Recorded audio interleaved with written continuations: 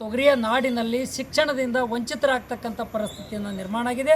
ಶಿಕ್ಷಣ ಕುಂಠಿತ ಆಗೋಗಿದೆ. ಶಿಕ್ಷಣ ಕಂಪ್ಲೀಟಾಗಿ ನೆಲಕಚ್ಚೋಗಿದೆ. ಗ್ರಾಮೀಣ ಪ್ರದೇಶದಲ್ಲಿ ಓದ್ತಕ್ಕಂಥವ್ರು ರೈತರ ಮಕ್ಕಳು, ಕಾರ್ಮಿಕರ ಮಕ್ಕಳು, ಬಡವರ ಮಕ್ಕಳ ಮೇಲೆ ಇವತ್ತು ಒಳ್ಳೆಯ ಗುಣಮಟ್ಟದ ಶಿಕ್ಷಣವನ್ನು ಕೊಡೋದರಲ್ಲಿ ಕೇಂದ್ರ ಮತ್ತು ರಾಜ್ಯ ಸರ್ಕಾರನ ವಿಫಲಾಗಿದೆ, ನೆಲಕಚ್ಚೋಗಿದೆ. ಇವತ್ತು ಬಡವರ ಮಕ್ಕಳಿಗೆ ಶಿಕ್ಷಣದಿಂದ ಇವತ್ತು ಬರೆ ಎಳಿತಕ್ಕಂಥ ಪರಿಸ್ಥಿತಿನ ನಿರ್ಮಾಣ ಆಗಿದೆ. ಆ ಗ್ರಾಮೀಣ ಪ್ರದೇಶದಲ್ಲಿರ್ತಕ್ಕಂಥ ಸರ್ಕಾರಿ ಶಾಲೆಗಳಲ್ಲಿ ಅದಾನಿ ಮಕ್ಕಳು ಓದಲ್ಲ, ಅಂಬಾನಿ ಮಕ್ಕಳು ಓದಲ್ಲ, ಇವತ್ತು ಮೋದಿಯವರ ಸಂಬಂಧಿಕರ ಮಕ್ಕಳನ್ನು ಓದಲ್ಲ, ಅಮಿತ್ ಶಾ ಮಕ್ಕಳು ಓದಲ್ಲ, ಇವತ್ತು ನಮ್ಮ ಶಿಕ್ಷಣ ಮಂತ್ರಿಗಳ ಮಕ್ಕಳಂತೂ ಓದಲಿಕ್ಕೆ ಹೋಗೋದಿಲ್ಲ.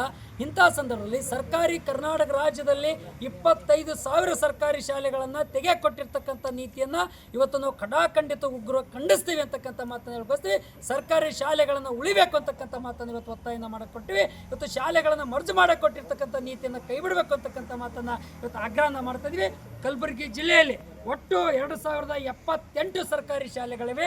ಅದರಲ್ಲಿ 3,495 ಖಾಲಿ ಇರ್ತಕ್ಕಂಥ ಶಿಕ್ಷಕರ ಹುದ್ದೆಗಳನ್ನು ಭರ್ತಿ ಮಾಡಬೇಕು ಅಂತಕ್ಕಂಥ ಮಾತನ್ನು ಹೇಳ್ಕೊಟ್ಟಿವಿ.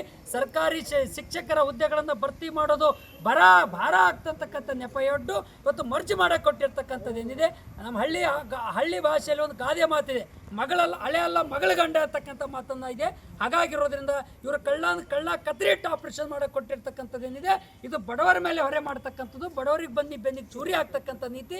ಇದು ಬಡವರ ವಿರೋಧಿ ಧೋರಣೆ, ಶಿಕ್ಷಣದ ವಿರೋಧಿ ಧೋರಣೆ ಆಗಿದೆ ಅಂತಕ್ಕಂಥ ಮಾತಾಡ್ಕೊಳ್ತೀವಿ. ಅದನ್ನು ತಕ್ಷಣವೇ ಕೈಬಿಟ್ಟು ಇವತ್ತು ಬಡವರ ಗ್ರಾಮೀಣ ಪ್ರದೇಶದ ಬಡ ಮಕ್ಕಳ ನೆರವಿಗೆ ರಾಜ್ಯ ಮತ್ತು ಕೇಂದ್ರ ಸರ್ಕಾರ ಧಾವಿಸಬೇಕು ಅಂತಕ್ಕಂಥ ಮಾತನ್ನು ಒತ್ತಾಯಿಸಿ ಇವತ್ತು ಸಾರ್ವಜನಿಕ ಶಿಕ್ಷಣ ಆಯುಕ್ತರ ಕಚೇರಿ ಮುಂದುಗಡೆ ಪ್ರತಿಭಟನೆ ನಡೆಸ್ತಿದ್ವಿ.